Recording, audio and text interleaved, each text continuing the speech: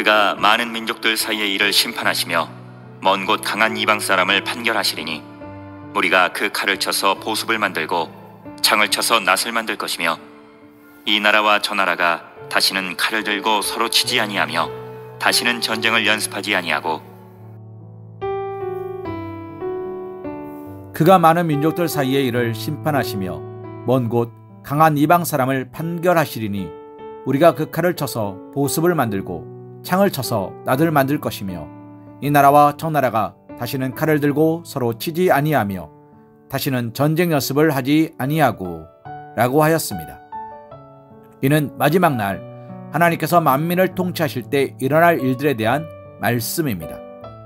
여기서 심판 또는 판결은 통치 행위를 상징적으로 표현하는 것입니다. 그리하여 본절은 하나님께서 만민을 통치하시는 날 전쟁이 사라지고 참된 평화가 도래하게 될 것이라 말씀합니다. 특히 우리가 그 칼을 쳐서 보습을 만들고 창을 쳐서 낫을 만들 것이란 본문의 말씀은 UN 본부의 벽면에 기록된 말씀으로 모든 인류가 평화를 염원하고 이를 이루기 위해 힘써야 함을 나타내기 위함이라 할 수 있습니다. 이처럼 모든 나라와 민족이 서로에게 칼과 창을 들이대지 않으며 더 이상 무기도 만들지 않는 시대, 이미 만들어진 무기는 농기구로 바꾸어 사용하는 평화의 시대는 오늘날 이 시대를 살아가는 사람이라면 누구나 염원하는 세상의 모습이라 할 수 있습니다. 그러나 인류의 그 같은 염원에도 불구하고 이 세상의 그러한 평화의 시대는 단 한 번도 현실화된 적이 없습니다. 도리어 갈등과 반목, 침공과 약탈, 전쟁이 날이 갈수록 더 크게 확산될 뿐입니다.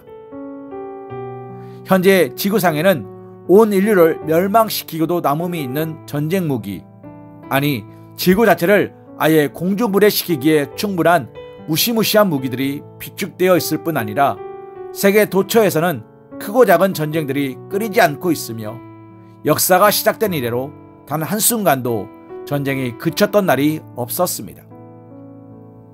본문을 근거로 살펴볼 때 이는 이 땅에 사는 사람들이 하나님의 통치를 끊임없이 거부한 결과라 할 수 있을 것입니다.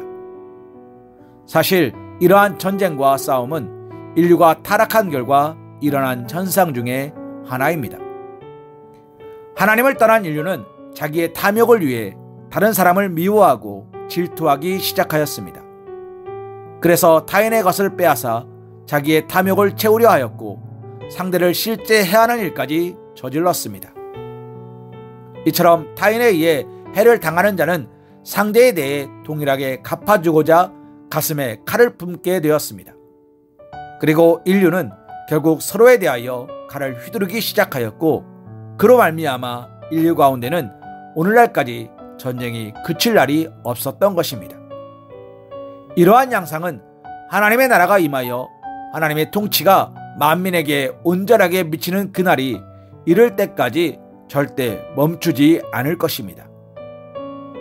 사랑하는 성도님, 그런데 우리가 여기서 한 가지 생각해 보아야 할 사실이 있습니다.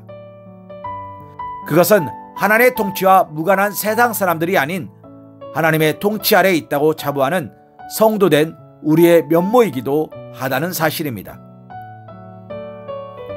오늘 우리 가운데는 스스로 하나님의 통치를 받고 있다 말하면서 마음에 여전히 칼을 품고 사는 사람이 있습니다. 사랑하는 성도님, 성도는 어떤 사람입니까? 성도는 하나님의 백성입니다. 그리고 하나님의 백성은 하나님의 통치를 받는 자들입니다. 그러므로 성도는 마음에 칼을 품어서는 안 되는 것입니다. 마음속에 품은 칼과 창이라도 녹여서 보습을, 낫을 만들어야 합니다.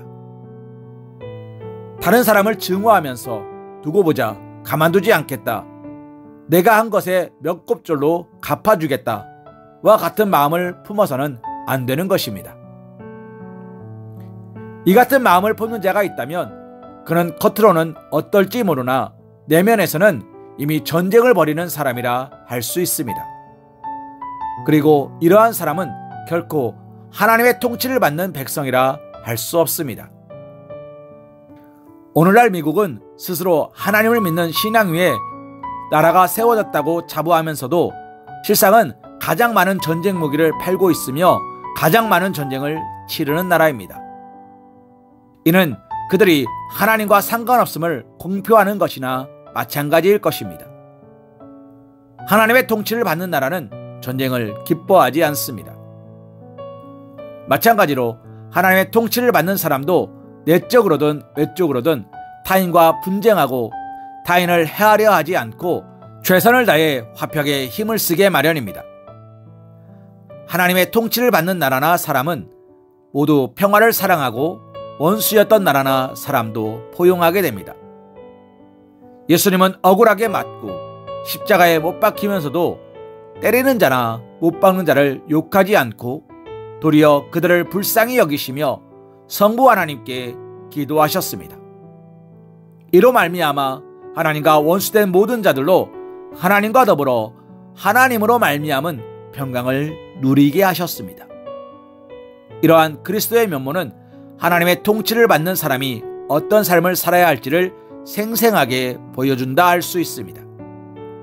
그렇다면 사랑하는 성도님, 이 기준에 따라 우리의 모습을 돌이켜보길 원합니다.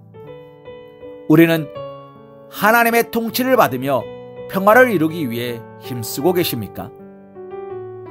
진정 우리는 우리 자신을 하나님의 백성, 성도라 말하실 수 있으십니까? 로마서 14장 19절 말씀으로 오늘의 말씀 묵상을 이어갑니다. 그러므로 우리가 화평의 일과 서로 덕을 세우는 일을 힘쓰나니. 아멘.